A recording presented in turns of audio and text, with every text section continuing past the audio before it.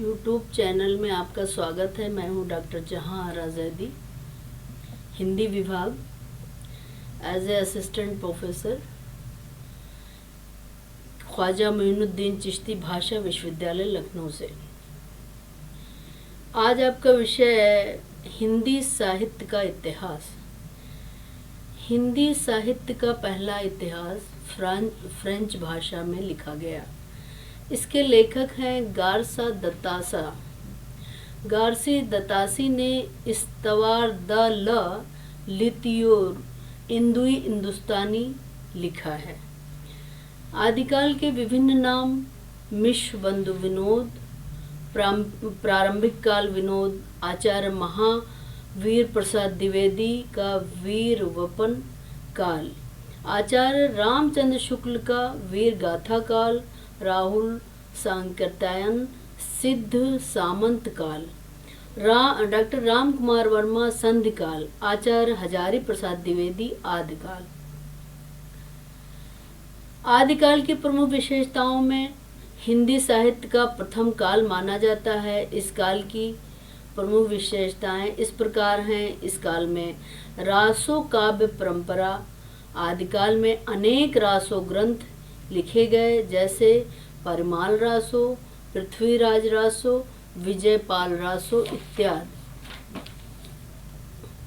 वीर रस की प्रधानता आदिकाल में मानी गई।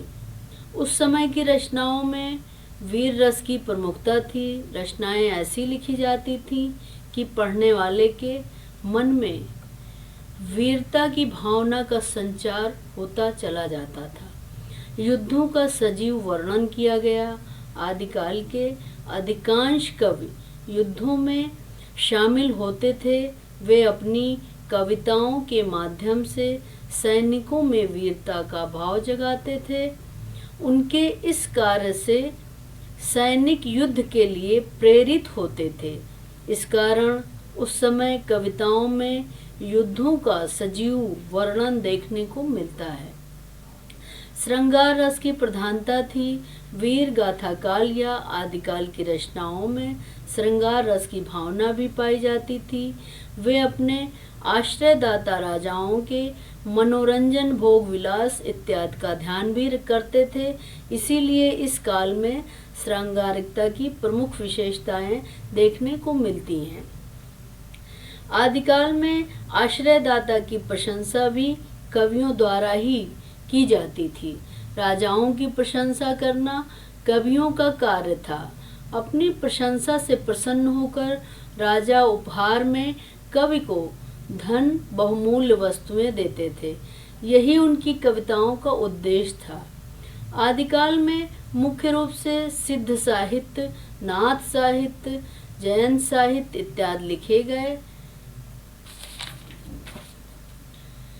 आदिकाल की प्रमुख रचनाओं में विजयपाल रासो, हमीर रासो, हुमार रासो, पृथ्वीराज रासो, वीसल देव रासो, जयचंद्र प्रकाश, जय मयंक, जस चंद्रिका, परमाल रासो, पहेलियाँ, कृतित्वता, कृत पताका, पद्यावली इत्यादि लिखा गया। रचनाकार नलपत सिंह, सारंग सिंह, दलपत विजय, चंद्रवरदाई, नलपत नाल्य, केदार भट्ट, मधुकर भट्ट, जगनिक, अमीर खुसरो, विद्यापति इत्यादि आदिकाल के प्रमुख कवि माने जाते हैं। आदिकाल की परिस्थितियों का काल 1050 से 1375 तक माना जाता है। यह काल समय वातावरण में उथल पुथल बहुत मचा था। सामाजिक, धार्मिक, राजनीतिक इत्यादि परिस्थितियां बहुत जोरों शोरों पर थीं। राजनीतिक परिस्थितियों में आदिकाल के समय राजनीतिक काफ़ी उथल पुथल भरी हुई थी। सम्राट हर्षवर्धन की मृत्यु के बाद भारत की सत्ता टुकड़े टुकड़े में बिखर गई। उस समय के मुगल बादशाह का जीवन भोग विलास में डूबा हुआ था। हिंदू राजा पृथ्वीराज चौहान, जयचंद इत्यादि लगातार आपस में लड़ते रहते थे। ऐसी स्थिति में तुर्की आदि अरबी और मुगलों के आक्रमण से हिंदू राजाओं मुसलमानों की सत्ता समाप्त होती चली गई। इस्लाम की स्थापना हुई। धार्मिक परिस्थिति में आदिकाल में स्थिति बड़ी खराब थी। हर एक धर्म आपस में लड़ रहा था। आगे वैदिक धर्म, पौराणिक धर्म के साथ साथ जैन धर्म और बौद्ध धर्म पुराणों के साथ साथ आदिकाल का प्रचलन था। इस सभी धर्मों के कारण कहा जाता है कि फंसी हुई जो है स्थिति थी, जिसके कारण राष्ट्रीय शक्ति का विनाश हो रहा था। इस युग के कवियों ने जनता की इसी स्थिति के अनुसार वीर और श्रृंगार इत्यादि काव्यों की रचना की।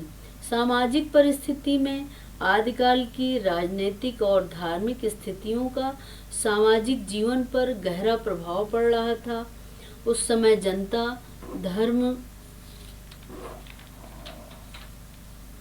को लेकर अत्यंत उदास हो चुकी थी। समाज अनेक टुकड़ों में बढ़ चुका था। लगातार होने वाली या होने वाला युद्ध जनता के लिए परेशानी बन चुका था। अंधविश्वास इत्यादि समाज का बोलबाला था। नारी स्थिति भी अत्यंत खराब सी हो गई थी। समाज में उसे सम्मान नहीं मिल रहा था। स्त्री हर क्षेत्र में काम नहीं कर पा रही थी। इस प्रकार आदिकाल का समाज अनेक बुराइयों से जकड़ा हुआ था।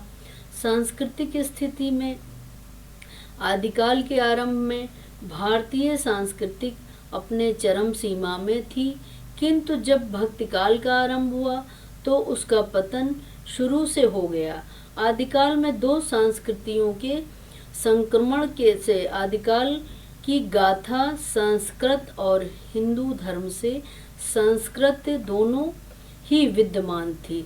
हर्षवर्धन के समय हिंदू धर्म और संस्कृति दोनों ही राष्ट्रीय आधार प्राप्त कर चुके थे।